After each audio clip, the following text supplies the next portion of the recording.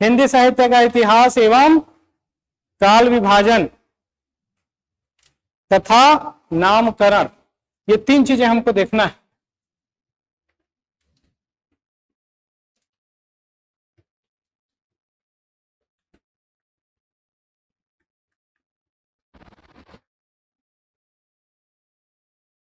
सबसे पहले हमको क्या देखना है, हिंदी साहित्य का इतिहास। ये काम अच्छा किया, ठीक ठीक है। हिंदी साहित्य का इतिहास। दूसरा हमको क्या देखना है, नामकरण। और तीसरा हमको क्या देखना है, काल विभाजन, या काल विभाजन पहले देख लेंगे देन नामकरण देख लेंगे, कोई दिक्कत नहीं। 3 पॉइंट हमको देखना है। अब इस 3 पॉइंट में भी हम सबसे पहले समझने का प्रयास करेंगे कि आखिर ये हिंदी क्या होती है और ये साहित्य क्या होता है। व्हाट इज ए हिंदी, बताओ। हाँ, क्या दीक्षा, दीक्षा नाम है ना? हाँ बताओ।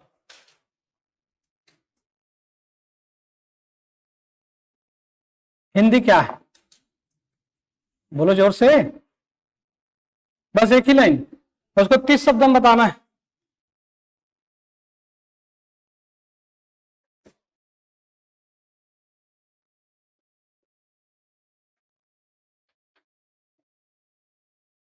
अरे बस ये कितना लंबा पहुंच लोगी, हो गया, बताओ।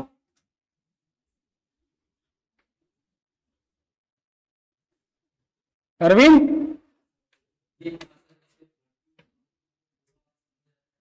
भारतीय उपमहाद्वीप में, तमिलनाडु में भी?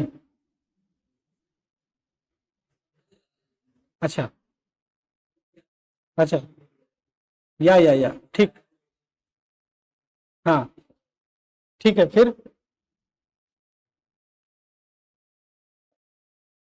और बस, कौन सी भाषा का शब्द है हिंदी है? फारसी, पक्का? आप कुछ बोलने का प्रयास कर रही थी, बताइए हिंदी क्या है? हाँ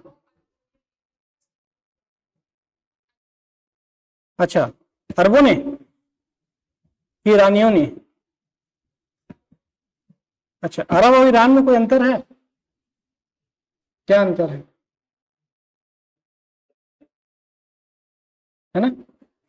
तो ये नाम कहाँ से आया है, कोई बात नहीं, ईरान से आया है। ईरान को ही फारस की खाड़ी होने के कारण फारसी, पर्शियन कहा जाता है।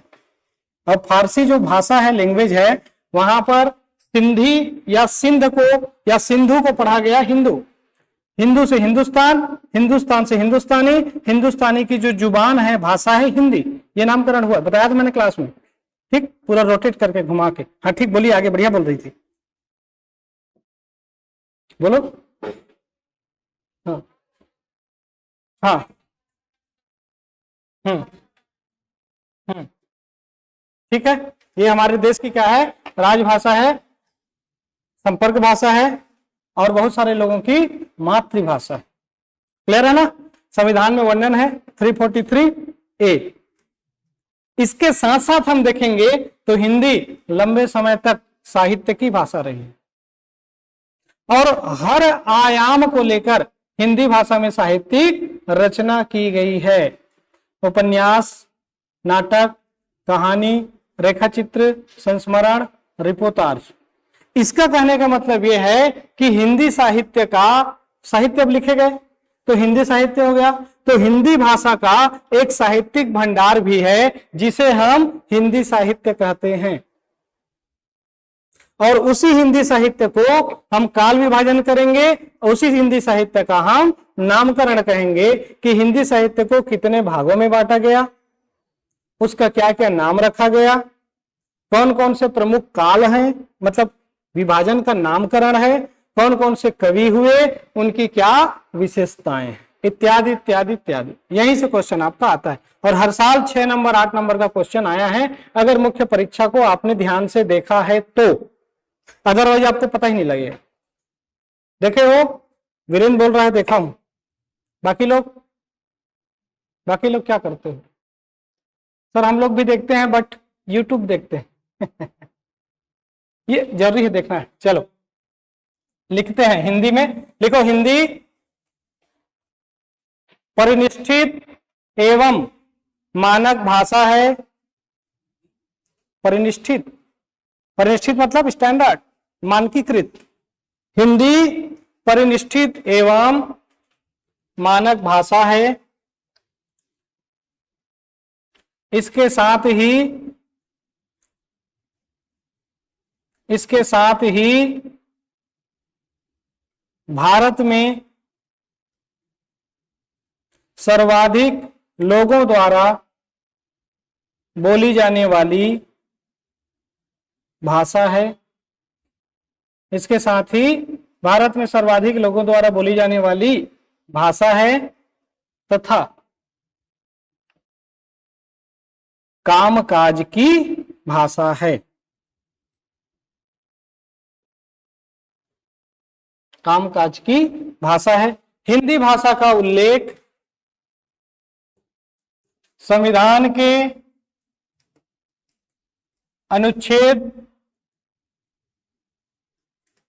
343 ए, देखो 343 ए, आर्टिकल 343 ए में,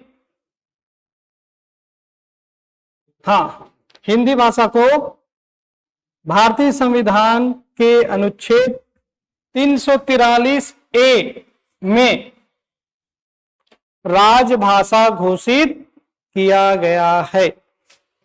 343 ए में राजभाषा घोषित किया गया है। पैराग्राफ चेंज करो और लिखो हिंदी भारत के इतिहास में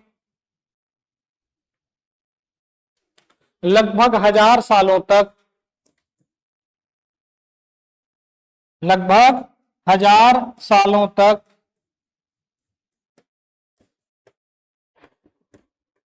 साहित्य की भाषा रही है। लगभग भारत के इतिहास में लगभग 1000 सालों तक साहित्य की भाषा रही है। इसी कारण हिंदी भाषा में विविध प्रकार की साहित्यिक रचनाएं हुई। इसी कारण हिंदी साहित्य में या हिंदी भाषा में विभिन्न प्रकार की साहित्यिक रचनाएं हुई, जैसे उपन्यास, नाटक, कहानी, निबंध, संस्मरण, रेखाचित्र इत्यादि। संस्मरण, रेखाचित्र इत्यादि, जिससे हिंदी साहित्य का ना, एक मिनट, जिससे हिंदी भाषा का साहित्य भंडार समृद्ध हो गया। जिससे हिंदी भाषा का साहित्य भंडार समृद्ध हो गया।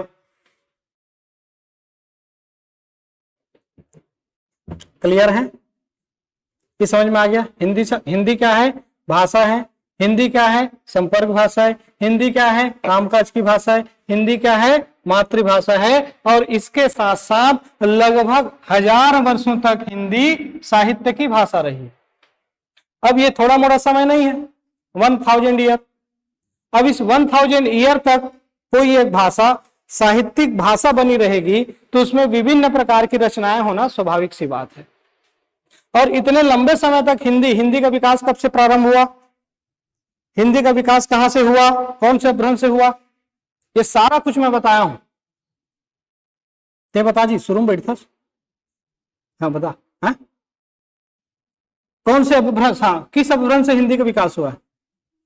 अपभ्रंश।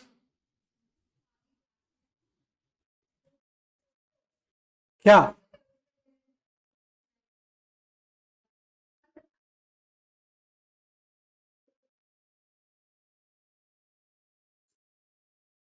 आपका क्या नाम है यार? सूरज। ऐसा नाम सूरज है लेकिन एकदम चांद की तरह आप एकदम ना शांत रहते हो, बहुत सीरियस लगते हो मेरे को। बताओ, पता होगा आपको कौन से उपग्रह से हिंदी का विकास हुआ है?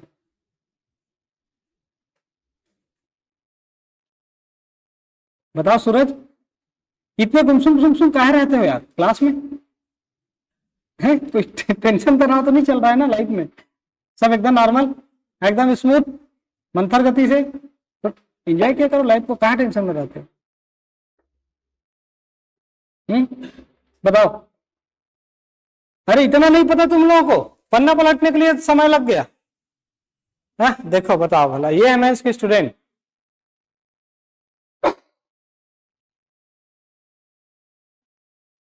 आर्यन, अरे तू मार खाने वाला काम कर रहा है, इतने बार पढ़ चुका, हिंदी को ये नहीं पता हिंदी का विकास कहां से हुआ है?